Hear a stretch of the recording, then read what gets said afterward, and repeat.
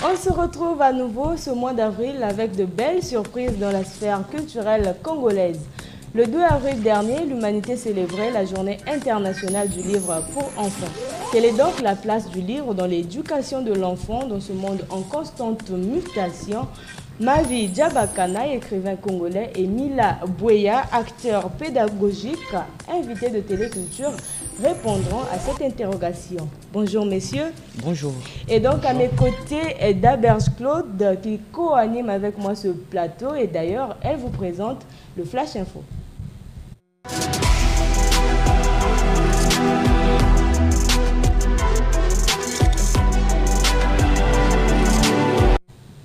Chers téléculturels, très heureuse de vous retrouver pour ce Flash Info que nous ouvrons par la religion, notamment la clôture du mois du Ramadan, dimanche 30 mars dernier, au stade Saint-Denis de Mpila par le Conseil supérieur islamique que préside Cheikh Edi Serge Youssouf Ngolo. Images et commentaires, Marina Lutango Feriol Dekambi.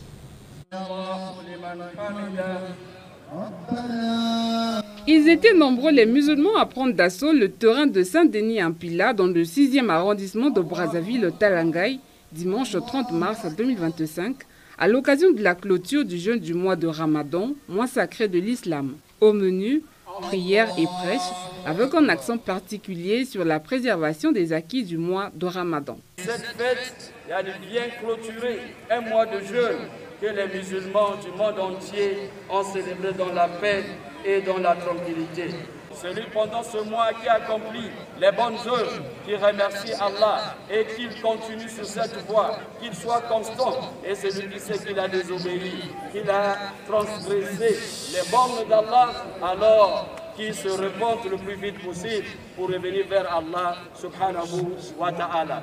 Message appuyé par le président par intérim du Conseil supérieur islamique du Congo, qui est également revenu sur l'importance du jeûne du mois de Ramadan, 5e pilier de l'islam. Le jeûne du mois de Ramadan est une adoration qui nous a été légiférée par le maître législateur. Allah subhanahu wa ta'ala nous a fait évoluer sur un thème, le thème de la paix que vous avez suivi l'imam prêcher, en faisant recours à plusieurs des versets du Coran et en exhortant la communauté musulmane à sauvegarder les acquis de la paix. Et il a également dans son message incité les gens à conserver les acquis de ce mois de Ramadan. Ceux qui étaient souvent dans les mosquées, ne perdons pas cela. La rupture du jeûne du mois de Ramadan marque l'entrée du mois Shawwal, 10e mois du calendrier musulman. Mois au cours duquel certains adeptes d'Allah pratiquent 6 jours de jeûne supplémentaires pour compléter le jeûne de l'année tout en poursuivant les bonnes pratiques commencées pendant le Ramadan. Le mois du Ramadan, les membres de la communauté islamique Ahmadiyya du Congo l'ont clos le lundi 31 mars dernier à leur siège de Massengo dans le 9e arrondissement d'Iri. Invités par Saïd Hamad, président de la dite communauté, les membres du studio 210 ont pris part à cette fête. Et parmi eux, nos reporters Justine Marendinga et David Loudi. Venus de divers horizons et obédiences religieuses, plusieurs personnes ont partagé la Delphitre avec la communauté musulmane Ahmadiyya. Et la joie était bien visible sur les visages. Et lorsque nous fêtons, nous avons ce qu'on appelle, de donner un peu de contribution de la voix de Dieu pour que chaque personne puisse avoir au moins quelque chose à manger, que ce soit des pauvres ou bien ceux qui sont dans les difficultés. Parce que faire le bien à la créature de Dieu, c'est une bonne chose. Donc maintenant, chez nous, dans l'islam, on ne peut pas faire la distinction que celui-là, il est chrétien, on ne peut pas lui aider. Celui-là, il est juif, on ne peut pas lui donner quelque chose. Raison pour laquelle nous invitons tout le monde à pouvoir participer à notre fête. Le mois du Ramadan étant arrivé à terme, le missionnaire Khalid Malanda revient sur son impact à l'endroit de ceux qui l'observent. Que celui qui gêne pendant le mois de Ramadan, Dieu va lui pardonner les péchés passés. Au-delà du repas fraternel, la prière était au rendez-vous lors de cette rencontre et les Ahmadis ont exprimé leur gratitude envers Allah pour la force et la patience lors du mois sacré dit Ramadan. Autre info de ce flash, les 19 filles certifiées ambassadrices d'ESTEM ont entendu sciences, de technologie, ingénierie et mathématiques qui, après un mois de formation initiée par le laboratoire de fabrication numérique Ignolab et l'ambassade de France au Congo, ont reçu leur certificat de fin de formation samedi 29 mars à l'occasion d'une cérémonie à l'université Marien Ngouabi. Marina Lutango et Dekombi pour ce reportage. Ces 19 jeunes filles, après avoir suivi un mois de formation portant entre autres sur la programmation en 3D, vont pendant une année jouer le rôle d'ambassadrices d'ESTEM, entendu sciences, technologie, ingénierie et mathématiques. Il est à retenir que pendant cette formation théorique et pratique, elles ont pu fabriquer un capteur d'incendie et un arrosoir automatique. Samedi 29 mars, l'heure était donc à la présentation de ces projets. Nous avons eu à former 2 prototypes, un capteur d'incendie et de gaz. Le deuxième prototype est un prototype d'arrosage automatique qui sert notamment aux agriculteurs pour vérifier la sécheresse des sols, si le sol est assez humide pour la culture. Les femmes sont souvent fermées à certains secteurs puisque nous-mêmes nous mettons des limites. Mais dès que j'ai fini de suivre cette formation, je me rends compte qu'on est capable de faire bien plus que ce que l'on pense. Cette formation, faut-il le rappeler, a été initiée par le laboratoire de fabrication numérique Union Lab en partenariat avec Bureau Top Iris et l'ambassade de France au Congo, dans le but de booster la représentativité des filles dans le domaine de la technologie. Jidas Moboula, directeur du projet Union Lab, promet un bon accompagnement de ces filles dans l'exécution de leur mission d'ambassadrice.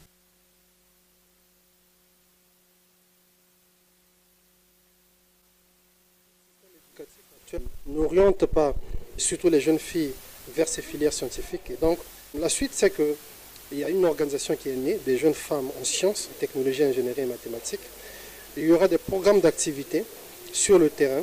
Donc elles vont aller dans les écoles, elles vont aller dans les quartiers, notamment peut-être dans les mairies, organiser des ateliers pratiques pour inciter les jeunes à innover. Le rendez-vous est donc pris pour 2026, date de la prochaine session de formation des ambassadrices d'ESTEM. 7e art. Après le 12 mars dernier à Pointe-Noire, l'avant-première du film Niamo a eu lieu le 29 du mois écoulé à Brazzaville. Cette œuvre cinématographique, produite et réalisée par Lisbeth Mabiala, une adaptation du roman Le Mort-Vivant de l'écrivain congolais Henri Njombo, revivant les temps forts de cette projection. Véritable brassage des talents artistiques du Cameroun, de la RDC et de la République du Congo, chacun dans son jeu d'acteur a transmis des émotions telles que l'humour, la confusion et la mélancolie. Vous ne voulez toujours pas parler. Comment vous faire parler?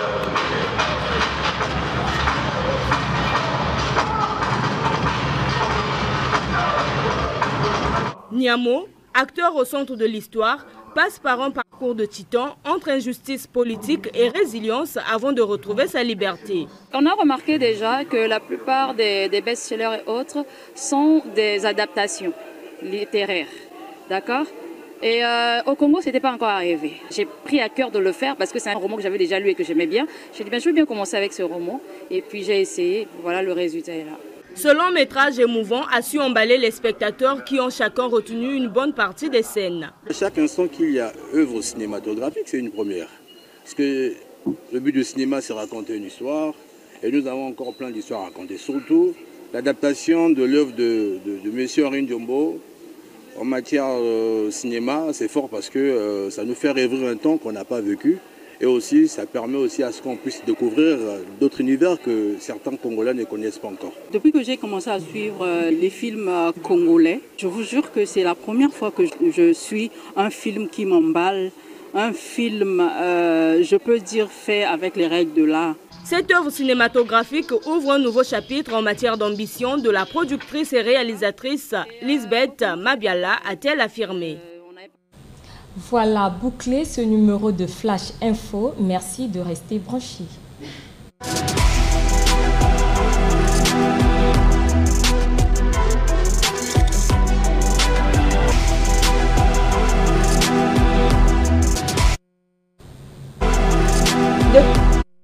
Cette dépêche, il faisait partie du duo musical malien Amadou et Mariam.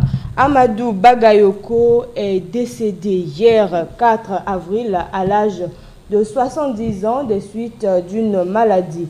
Annonce faite par sa famille et le ministre malien de la Culture à travers l'agence France Presse AFP en sigle.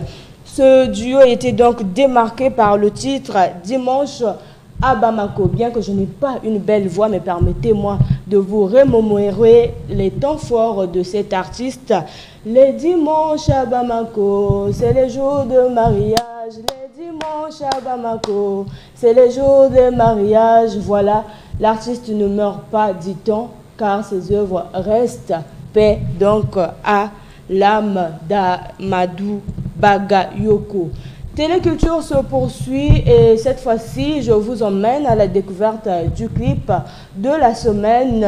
C'est donc Sam Samouraï, artiste congolais, qui nous a chanté hommage à Rafa Bunzeki, un artiste congolais qui chantait autrefois le départ pour l'école. On se retrouve justement après.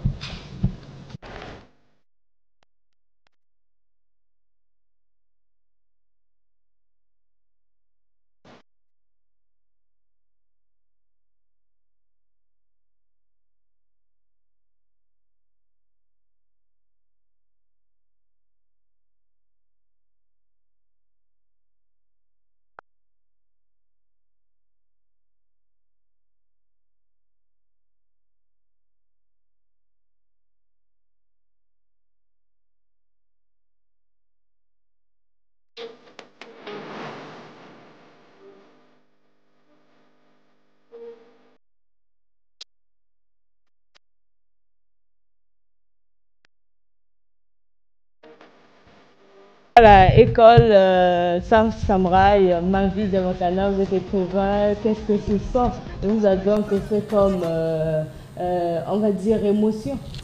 Je dois avouer que c'est peut-être l'un des meilleurs sons de Sam Samouraï que j'apprécie, avoir remixé ce grand Rafa Bunzeki, et je l'écoute souvent, je vais en ligne, je l'écoute comme ça et ça me fait énormément plaisir. Et c'est bien qu'il ait chanté pour la passion de l'école, remettre un peu les enfants sur les rails. Mila Boya, que pensez-vous de ce titre? Bien sûr, le titre il est très bon déjà. Parler de l'école, déjà moi ce que j'apprécie, c'est l'image et les paroles. Dans un bar, on parle de l'école. C'est vraiment pas... C'est comme si ça c'était pas cohérent, mais il y a un très bon message qui passe. Et il est très bon. J'aime bien ce clip-là. Voilà, la place du livre dans l'éducation de l'enfant dans ce monde en constante mutation. On en parle. Pour vous, ma vie, quel est l'intérêt du livre à l'égard de l'enfant? Je pense que le livre, c'est un instrument, un outil incontournable. Déjà, en matière de... Vous n'êtes pas sans savoir que aujourd'hui, les enfants perdent en concentration, en attention, alors que le livre est cet outil-là qui permet justement de forger l'attention des enfants, la concentration des enfants. Et aussi, le livre nous permet, en tant que jeunes, en grandissant, en lisant, à développer ce qu'on appelle l'esprit critique. Le livre nous permet aussi, de façon générale, à comprendre le monde. Par le livre, on découvre d'autres cieux, peut-être que nous n'aurons pas la chance de côtoyer, mais en ayant la chance de lire des livres, on peut être en avance. Et le livre nous permet également, dans notre enfermement de l'esprit, le livre, c'est cette lumière-là qui nous libère. Je parlerai comme Eric Orsena qui dit que la lecture nous agrandit, nous libère et nous enchante. Voilà. Donc le livre, pour moi, est essentiel jusqu'à présent. Et je dirais d'ailleurs, le livre permet à l'enfant de développer aussi sa curiosité, parce que lorsqu'on lit à un moment donné, on peut se retrouver face à des mots qu'on ne comprend pas, ou peut-être à des images qu'on n'arrive pas à appréhender, mais à force de lire, je me dis qu'on se forge et on arrive à arriver à destination de notre compréhension. Oui, justement, c'est ce qui nous inscrit dans la compréhension du monde, parce qu'il y a des éléments en tant qu'enfant qu'on ne saisit pas encore, ou on n'en a jamais entendu parler, mais nous découvrons dans le livre, et c'est comme ça que nous sommes un peu en avance. Et donc le livre, pour moi, est incontournable. Et pour vous, Monsieur Mila, qu'est-ce qu'on peut rajouter en matière d'importance du livre pour l'enfant? Bon, je dirais que le livre est très important. Il est même au centre de l'éducation parce que dans le livre, il y a des mystères. Il y a beaucoup de trucs cachés là-dedans. Un exemple simple. Je peux vous parler de l'histoire du Congo. Je n'étais pas encore né quand ces choses-là se sont produites, mais c'est dans le livre que j'ai su ça. C'est dans le livre. Donc le livre, il est vraiment capital. C'est un instrument qui est à la base de l'éducation de l'enfant. Le livre nous permet donc de retracer l'histoire et vous avez la gestion d'une bibliothèque. À votre niveau, quel constat faites-vous en matière de fréquentation de la bibliothèque par les enfants? En matière de fréquentation, les bibliothèques congolaises sont vides. Les enfants ne viennent pas. Les enfants ne viennent pas dans les bibliothèques. Imaginez-vous, en une semaine, vous avez 2 enfants qui sont arrivés. Pas seulement pour lire, parce que moi, là où je suis, par exemple, à King Mino, ce n'est pas que la bibliothèque, il y a le loisir. Et les enfants viennent plus pour le loisir. Et nous, on les impose la lecture. Donc voilà un peu comment...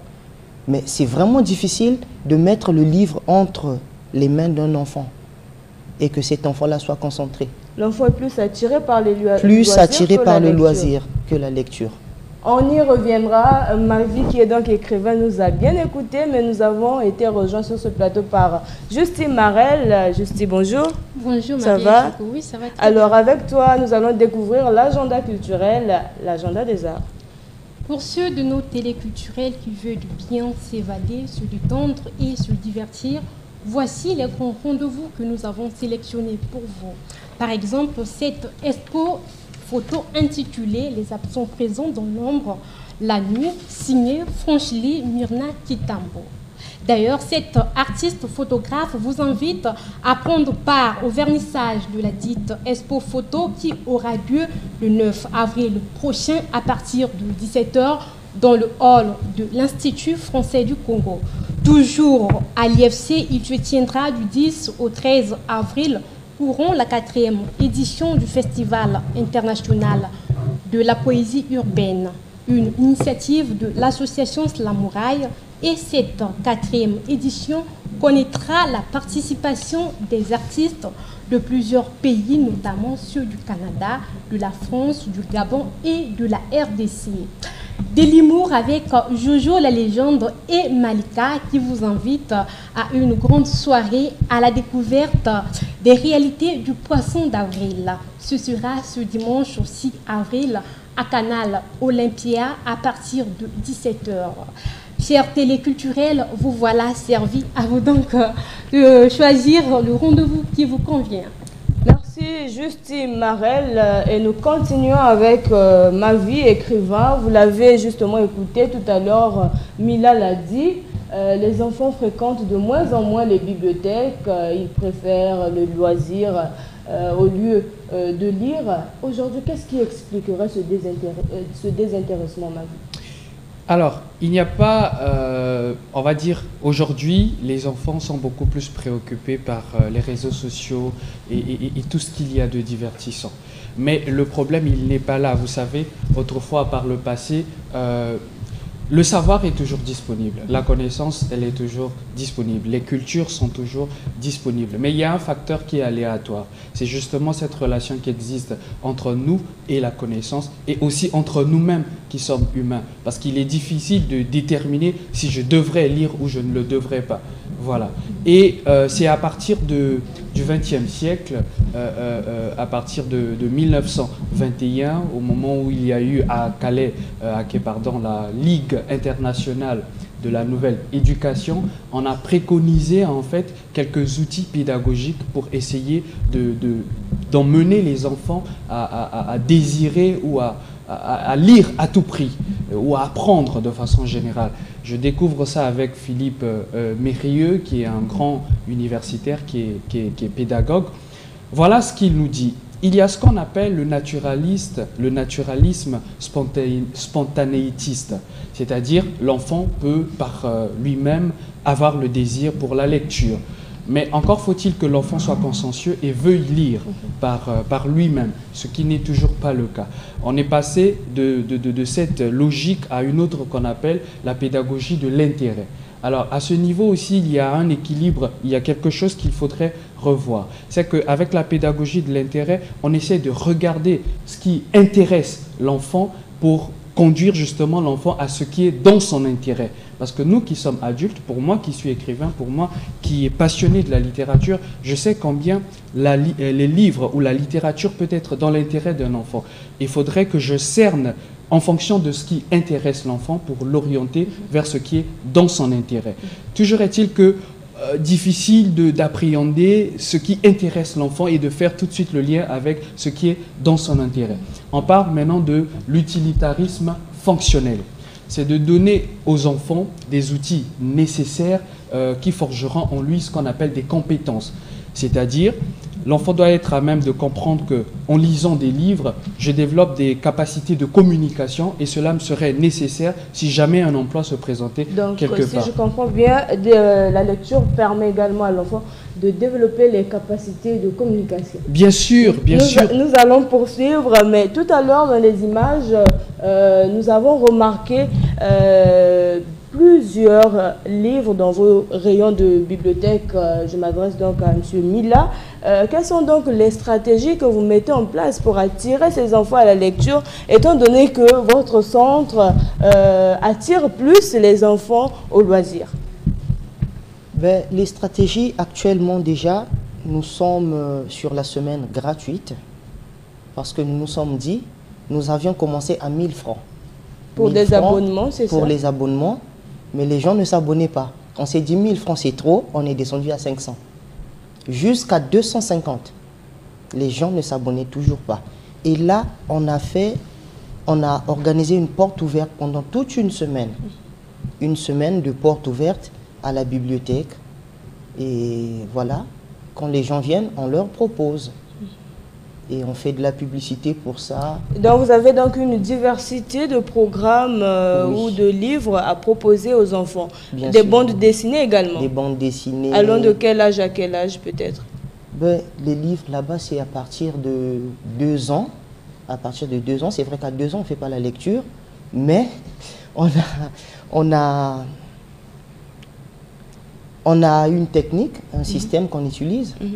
Lecture sur la natte. D'accord. On fait la lecture sur la natte, on met les enfants sur la natte, ceux de 2 ans et qui ne peuvent pas encore lire.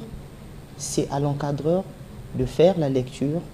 Pour les enfants, c'est comme les contes lorsque nous étions enfants, avant de dormir peut-être, on te conte une histoire. On organise des séances de lecture sur la natte, on organise des séances d'initiation à la lecture pour ceux qui commencent déjà, et voilà. Pour ceux qui sont déjà développés, qui peuvent déjà bien lire, la bibliothèque elle est grandement ouverte. Monsieur Mavi, l'éducation est donc un droit fondamental pour l'enfant. Pensez-vous que les enfants les parents plutôt, devraient investir davantage dans les livres pour le profit de leur enfant? Ah mais bien sûr, bien sûr. Je crois que je ne serais pas invité à ce plateau si je n'écrivais pas et que je n'étais pas capable justement de tenir un discours qui vaille. Vous savez, il y a quelque chose de fondamental, comme je l'ai dit au départ, c'est que le livre nous permet de comprendre le monde. Aujourd'hui, on est dans une sorte d'équilibre dynamique. Le monde, il y a énormément de choses qui se passent et il y en a des gens qui se révèlent être capables à essayer de réorganiser l'ordre du monde. Mais pour ce faire, il faudrait avoir des acquis. Et ces acquis, généralement, c'est le livre. Le livre demeure un instrument, comme je l'ai dit au départ, incontournable. Les parents devraient s'y investir. L'éducation des enfants ne devrait pas être l'apanage uniquement des enseignants, mais aussi des parents. Combien sont des parents aujourd'hui qui prennent le temps, une fois rentrés du service, à être avec les enfants, à partager des moments? Je devrais justement y arriver parce qu'à l'époque, si je me souviens bien, mon père me contait des histoires. Mais aujourd'hui, on constate peut-être dans certaines familles, cette habitude a disparu. Les enfants, c'est plus devant la télé. Et ce qui m'emmène à vous poser cette question, est-ce que vous pensez que l'arrivée du numérique a donc fait perdre le goût de la lecture aux enfants? Alors, Pour moi qui suis écrivain, j'ai un avis assez partagé sur la question du numérique. Déjà, je ne conçois pas l'aide du numérique dans le processus de création, dans l'écriture.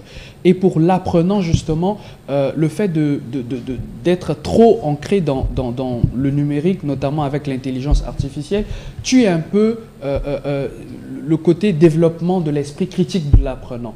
Vous allez remarquer qu'aujourd'hui, les enfants ont du mal à mettre en place, à tenir un discours qui vaille, à ordonner une discussion et à avoir des pensées nuancées.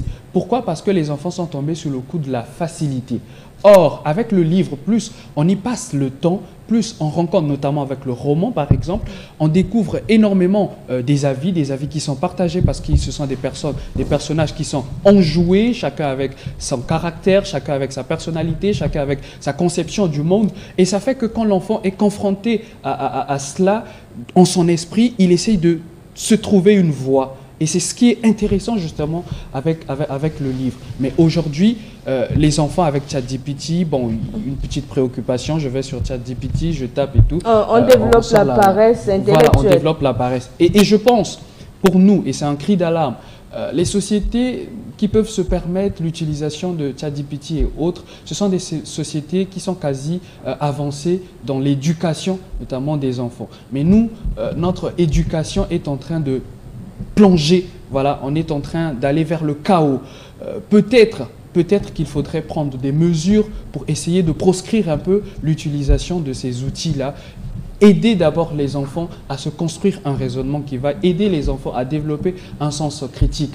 Et pour revenir à ce que je disais antérieurement, il y a un élément important dans la façon dont on peut aider les enfants à aimer ou à apprendre. Parce que la journée internationale du livre pour enfants, c'est justement donner le goût de la lecture. Mais il ne s'agit pas de communiquer uniquement la passion, mais c'est pour former l'homme. Parce que le livre est un moyen par lequel les hommes peuvent s'accomplir. Nous sommes en train de tendre quasiment à la fin de ce programme. Il y a tant de choses à dire, mais je pense que le 23 avril prochain va donc nous servir aussi de revenir peut-être sur ce sujet, car ce serait la journée internationale du livre et du droit d'auteur. Je serais très ravi de revenir. Je vous en prie, pour terminer avec vous, M. Mila, est-ce que c'est possible de vivre sans le livre? Est-ce que c'est possible pour l'enfant de vivre sans le livre? Non. Et ce serait votre mot de ça? C'est pas possible, ça. C'est pas possible. Un enfant ne peut pas vivre sans livre, normalement. Donc, l'arrivée du numérique n'a rien à voir au désintéressement que peut avoir l'enfant à la lecture aujourd'hui? Si, le numérique s'est imposé. Et tellement que ça a pris de l'ampleur, l'enfant ne veut plus avoir le livre entre ses mains. Le livre papier, donc? Le livre papier. Parce qu'on a aussi la possibilité de lire un livre en ligne. C'est vrai, la possibilité de lire un livre en ligne. Et cette même possibilité-là te donne une fonction où tu peux écouter. D'accord. Donc, j'en ai vu, il écoute au lieu de lire. Voilà, je pense que nous allons juste faire cette première partie. Je crois que c'était une première partie de ce grand sujet. Journée internationale du livre pour enfants, c'était le 2 avril dernier, et le 23 avril prochain, certainement nous allons revenir avec les mêmes acteurs pour parler cette fois-ci du livre, de la Journée internationale du livre et du droit d'auteur. Vous l'avez compris, un dernier mot parce que nous sommes à la fin, monsieur Mavi. Bon, j'avais énormément de choses à dire, hein, mais bon, qu'à cela ne tienne, un dernier mot, lisons, apprenons, découvrons, illuminons-nous par la lecture. Nous avons beaucoup à gagner, et par la lecture, justement, on apprendra aussi à se connaître nous-mêmes. Merci beaucoup, et pour terminer, nous souhaitons un joyeux anniversaire à Eliane Tsaka qui nous suit depuis le Togo, Dossa Précieuse, Marthe, ainsi que Mazou Cardorel à Pointe-Noire. C'était donc Téléculture. Je vous retrouve samedi prochain avec le même plaisir.